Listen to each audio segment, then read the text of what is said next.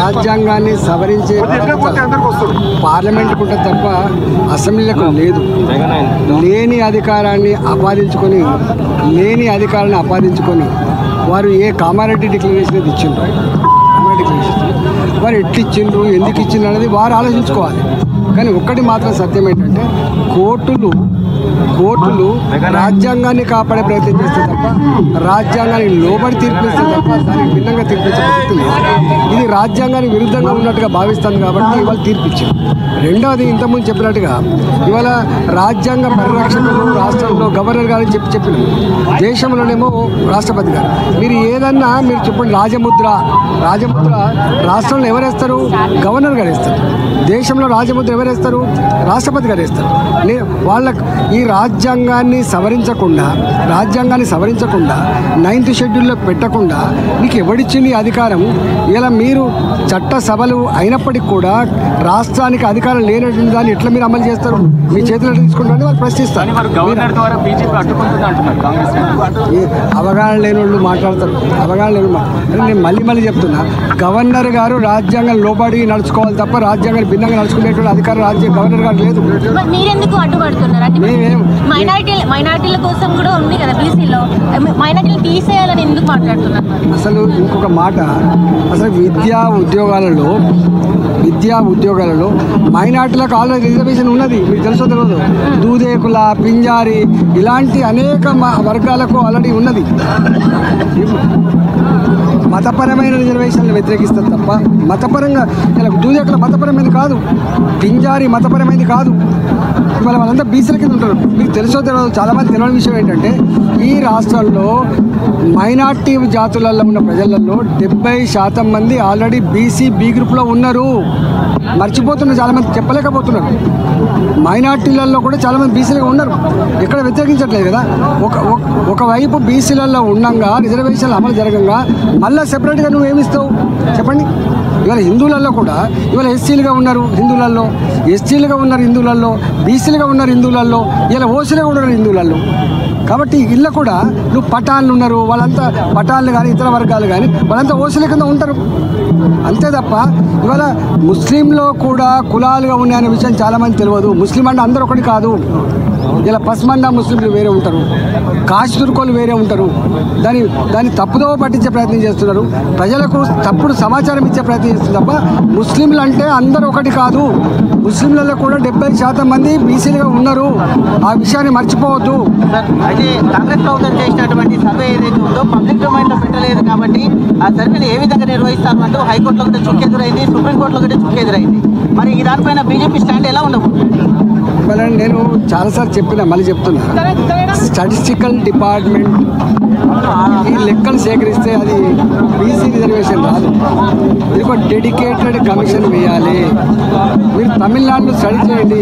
ఈ దేశం మొత్తములో నిజాయితీగా చిత్తశుద్ధితో ఆ వర్గాలకు, ఆ ప్రజలకు న్యాయం జరగాలని చెప్పి 21 మంది రిటైర్డ్ ఐఏఎస్ ఆఫీసర్ల చేత 3 సంవత్సరాల కాలం పాటు సమగ్రంగా సర్వే చేసి మొత్తం లెక్కలు తీసి ఆ లెక్కలన్నీ కూడా పార్లమెంట్లో చర్చలు జరిగి ఇలా సుప్రీంకోర్టు కూడా నిజమే ఇది న్యాయమైందని చెప్పి అంగీకరించి 9th షెడ్యూల్లో పెట్టిండ్రు. గట్ల చెయ్యి అంటున్నా.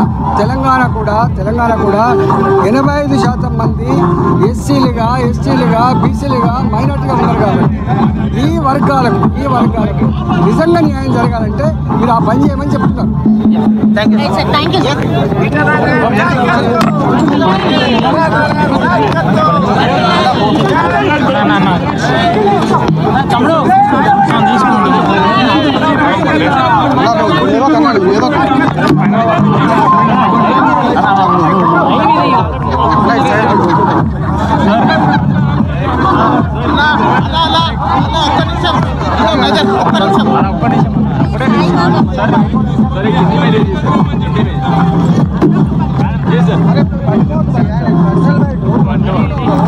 सर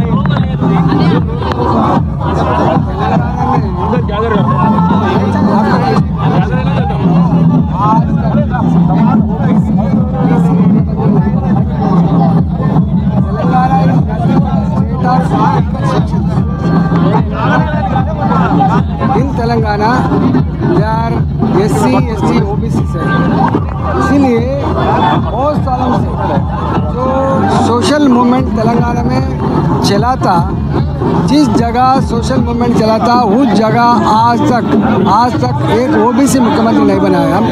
एंड जो लोकल बॉडी इलेक्शन में इससे पहले जो 33-34% रिजर्वेशन था वो भी रिवर्स आके उन लोगों का जो हक छीन लिया था। इसीलिए तेलंगाना यावत तो OBC समाज, तेलंगाना OBC समाज, अरे हमारा हक हमको आना है, हमारा जितना जो परसेंटेज है, हमारे जो जितने भी जो पॉपुलेशन है वो हिसाब से हमको जो लोकल बॉडीज में रिजर्वेशन मिलना है। अल्टीमेटली ये जो पार्टी से ड्रामा नहीं करना है, जो असेंबली में काउंसिल में भी रिजर्वेशन लाना है, हमको रिजर्वेशन मिलना है बोल के जो डिमांड है वो डिमांड अमल करने के लिए आज तेलंगाना स्टेट के अंदर जो OBC पॉपुलेशन है आज जो बंद कॉल दिया था वो बंद कॉल पूरा सक्सेस हो रहा है। आने वाला दिन में ड्रामा नहीं चलेगा। सब पार्टी मिलजुल कर जो मांग, जो डिमांड, जो उन लोगों का जो आक्रोश वो फुलफिल करने का कर्तव्य जरूर करना पड़ेगा। सर, BRS का कहना है कि जब बीजेपी सेंट्रल गवर्नमेंट में पार्लियामेंट में बिल क्यों नहीं पास कर सकते? अरे बीजेपी ने आज देश के अंदर 27 पीपल है मिनिस्टर्स में।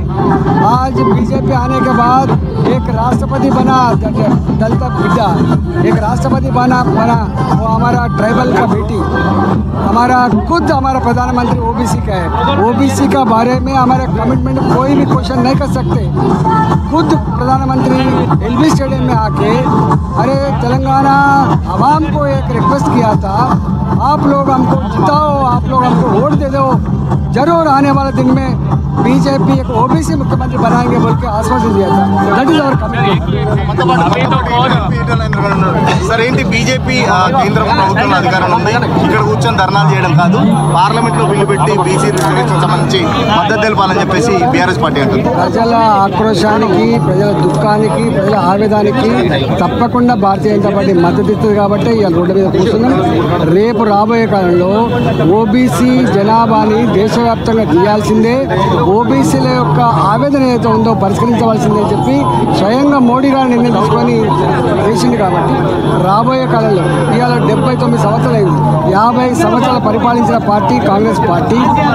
ప్రాంతీయ పార్టీలు ఏమో వాళ్ళ ప్రాంతీయ పార్టీలలో మీకు తెలుసు కుల పార్టీలుగా ఉంటాయి, కుటుంబ పార్టీలుగా ఉంటాయి తప్ప సామాజిక నేపథ్యం ఉండేటువంటి ఆస్కారం లేదు. కాబట్టి ఇవాళ ఈ సమస్యను మళ్ళీ పరిష్కరించగలిగే శక్తి, సత్తా ఇవాళ బీజేపీకే ఉందని చెప్పి భావించి మేము వేసినాం.